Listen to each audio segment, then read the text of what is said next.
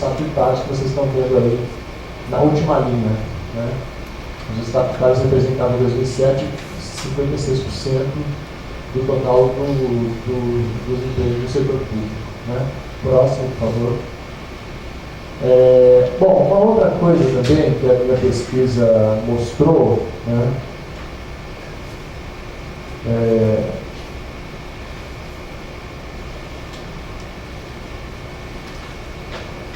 É que por esfera de governo teve uma mudança muito grande. Vocês vão ver alguns dados depois de outros países. É muito comum esse perfil do emprego do âmbito estadual e municipal.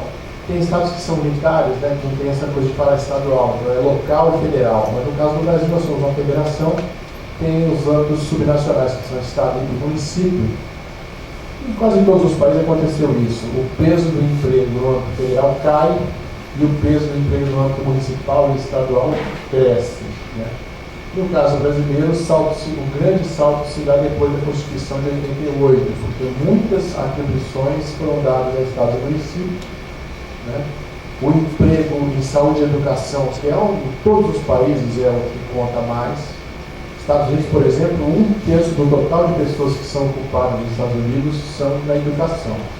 A escola deles não é grande coisa, mas tem muita gente ocupada no setor de educação, ele dá muito emprego, e de saúde também. E geralmente em todos os países, exceto na Inglaterra, no caso da saúde, que é federal, né, em todos os países essas atividades são no âmbito local ou municipal ou estadual. Né. No Brasil não é diferente. Então vocês podem ver aí que o perfil mudou, né. Então isso nos últimos anos, inclusive recentemente, você percebe, olhando os dados, né, aumenta o emprego no âmbito municipal e estadual. Eu lembro até uma vez que teve uma discussão, acho que foi na primeira eleição de 2010, né? Que a imprensa estava dizendo muito, o governo do PT inchou muito o Estado e tal. E daí eu lembro que na entrevista o Lula citou, alguém deve ter passado, talvez o Márcio passou esse dado para ele, eu fiquei bem feliz que ele citou. Interpretou errado, mas eu gostei pelo objetivo. Que o PSDB de São Paulo estava dizendo que o PT estava inchando muito o Estado, e o Lula disse assim, não, o governo do Estado de São Paulo contratou muito mais funcionários públicos do que o governo federal em proporção. E é verdade, mas não é porque é um partido ou outro, é a tendência mesmo dos últimos anos, independente um pouco também de partidos, né? É uma tendência mesmo nos últimos anos de crescer a ocupação do setor público do âmbito estadual e municipal, né?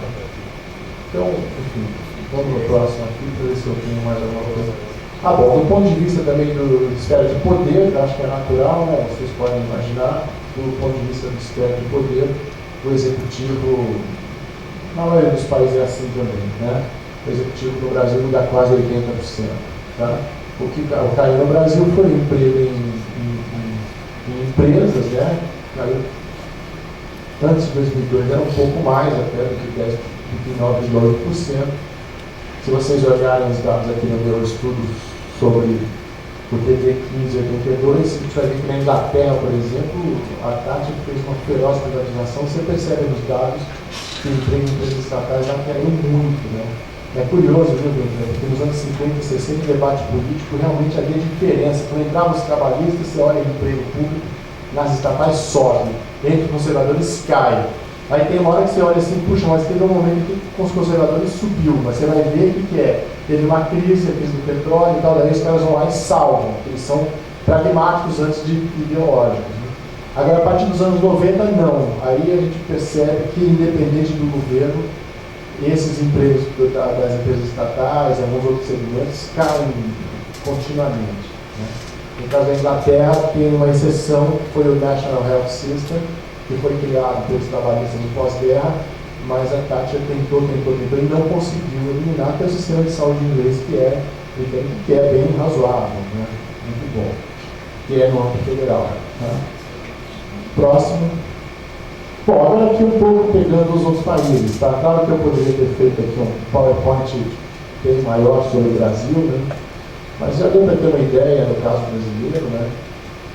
O meu trabalho aqui tem bem mais dados, né? Agora aqui a gente pega um pouquinho a perspectiva histórica dos países desenvolvidos. Tá? Vocês podem reparar aqui que, no caso da Inglaterra, um crescimento parte de um nível muito baixo, né? Em 1851 tem 2,4% da força de trabalho é setor público. É curioso que a França tem uma tradição, junto com a Alemanha, um pouco maior do Estado, um pouco mais... Claro que não é um welfare state, claro, né? Mas já era um Estado com maiores atribuições do que aquelas funções que um autor importante, o Rose, né? Está ali na fonte, ele chama de funções típicas de Estado, né? Que são funções de controle de fronteiras, controle da moeda, arrecadação de impostos, segurança. Acho que é esse, diplomacia, como falei, né? São essas chamadas funções típicas de Estado. São essas que definem a existência própria do Estado Nacional, né?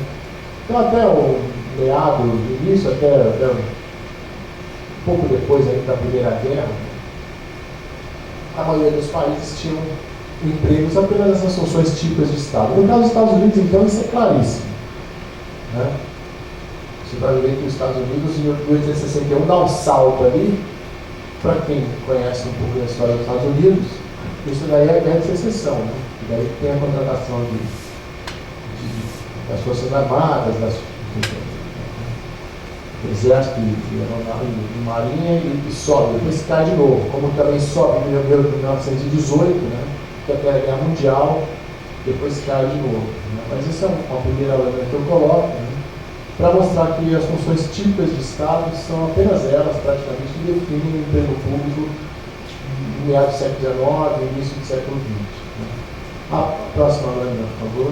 A partir dos anos da Segunda Guerra Mundial, nós temos o fenômeno que todos nós aqui já explicamos, que o Hobsbawm chama de anos dourados do capitalismo, né?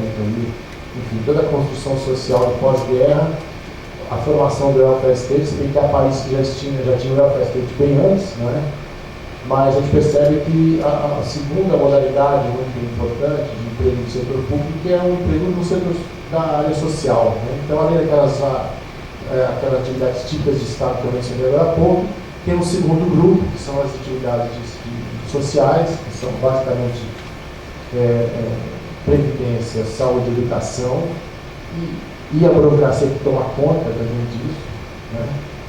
Não só o professor, mas a burocracia que está por trás da área de educação, a saúde, não só enfermeiros e médicos, como também a burocracia que controla isso e assim por diante, né? Então você tem um aparecimento desse segundo grupo importante do emprego público, que é onde mais tem mesmo, em qualquer país, que é saúde, educação, previdência, né? E um terceiro ponto, um terceiro grupo, que é o emprego público em empresas produtivas, as estatais, né? Geralmente, área de transporte, energia, aço, ferro, enfim. No caso da Inglaterra também tinha automóvel, um tempo, depois privatizado, né?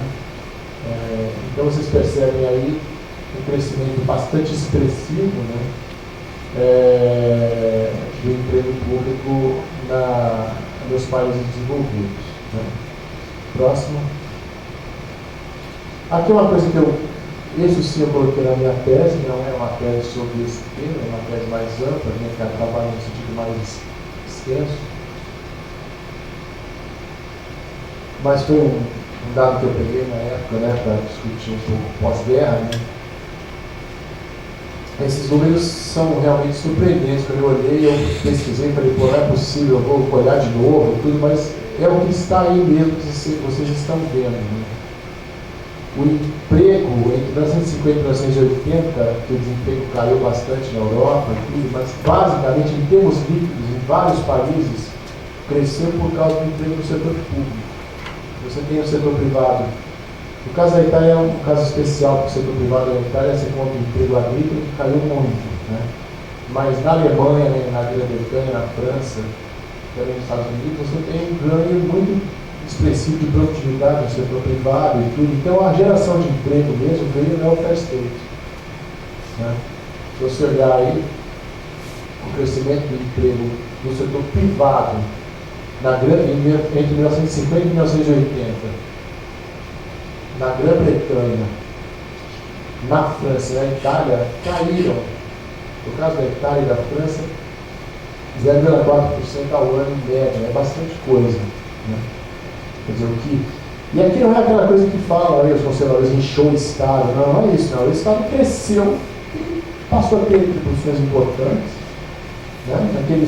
Naquele período do auge do keynesianismo e do auge da construção social, construção sociopolítica, né? Também para usar o termo do Hobsbawm, construção sociopolítica que deu aquela sinergia entre investimento público e investimento privado, retomada no primeiro momento da reconstrução da Europa, depois do crescimento posterior, e a formação, a constituição do welfare state e do mercado de consumo, né? O padrão americano de consumo, das residências, com automóvel, com eletrodomésticos, que já tinha nos Estados Unidos desde os anos 40, passa a ter nos anos 50 e 60 na Europa. Isso está muito apoiado no welfare state e tudo mais, né? Das finanças controladas, da estabilidade cambial do pós-guerra e tal.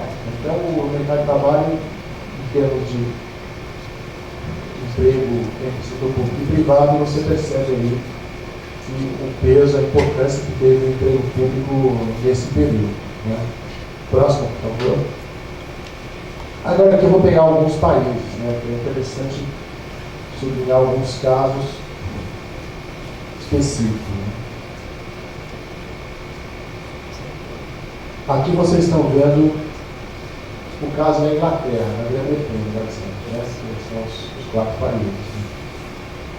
Aqui vocês percebem, olhando a primeira coluna, no total, o emprego público foi crescendo, como em todos os países, entre os anos 50 e 80, e nos anos 80 começa a cair bem rapidamente. Né?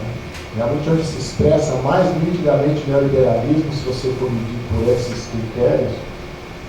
Você percebe, a Tati entrou aqui, né, em 79, você vê que o emprego vai caindo no setor público continuamente. Né?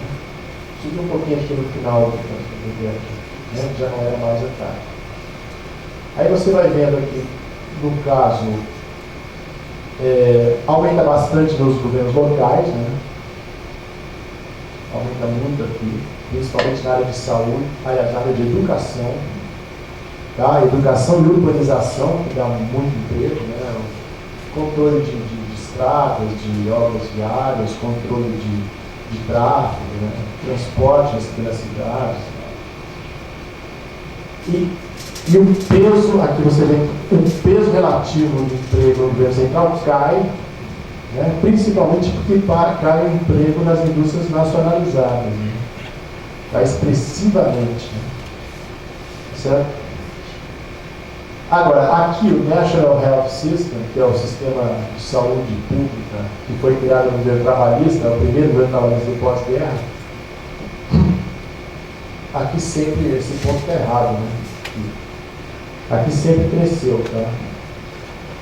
Sempre cresceu. Mesmo, teve um momento que caiu aqui um pouquinho, né? Acho que já era o John Baker, mas continuou crescendo. Certo? Quer dizer, basicamente foi crescendo continuamente o emprego por conta da ampliação mesmo da demanda social por serviços de saúde. Tá? E é difícil aumentar a produtividade no setor de saúde. Né? Tem situações que realmente não dá para aumentar, né? Você pode pôr, o trabalho da enfermeira basicamente é o mesmo há muito tempo, né? Talvez você melhora muito a qualidade das intervenções cirúrgicas, dos tratamentos, mas em termos de pessoal não cai muito, pelo contrário. Né? Você percebe que na Inglaterra tem uma queda do emprego do ponto de vista da distribuição por esfera de governo. Você tem, como em todos os países, uma queda do governo central, um aumento nos locais, mas com um aumento em termos absolutos no setor de saúde, uma queda muito grande. No total você tem uma queda de emprego no âmbito central, né? Mas no âmbito local um aumento expressivo. Próximo, por favor.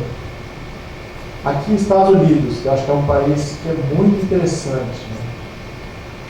Primeiro, eu queria chamar a atenção para esse número, né? 15% nos Estados Unidos, 15% do emprego, aliás, vou falar direito, 15% do total da ocupação nos Estados Unidos, que conta desde o cara que vende o cabelote lá da quarta avenida, da quinta avenida, todo mundo, né? Tem alguma ocupação, você põe no denominador, como eu já disse, o numerador do total de empregos públicos dá 15 a 16%, hoje está um pouco menos do que isso aí, né? Mas é um número muito expressivo por uma economia daquele tamanho, né? Isso eu mencionei no texto que eu publiquei aqui na FEE, né? Vocês percebem também que o auge do emprego público nos Estados Unidos foi 1970, ali nos anos 60 para 70. Que é um fenômeno que eu reparei também em todos os países. Na Espanha isso acontece nos anos 80. Por quê? Porque nas sociedades que vão se democratizando, no Brasil aconteceu a mesma coisa. É que a gente se democratizou no meio da crise, infelizmente, né? Mas nas sociedades que vão se democratizando, as demandas sociais, os direitos sociais aumentam. Então o Estado é chamado a atuar e o emprego público cresce. Isso acontece em todos os países, a gente percebe isso. Não dá para fazer assim, né, uma demonstração, né, como alguns economistas mais gostam, uma coisa mais. Não dá para fazer, não sei, usar uma economia rigorosa, mas a gente percebe, né, que à medida que os países, os momentos históricos em cada país, o debate político, a disputa pelos direitos sociais, né, se ampliam, geralmente o Estado, né, a Big Society aí do Johnson se mostra nesses dados, né?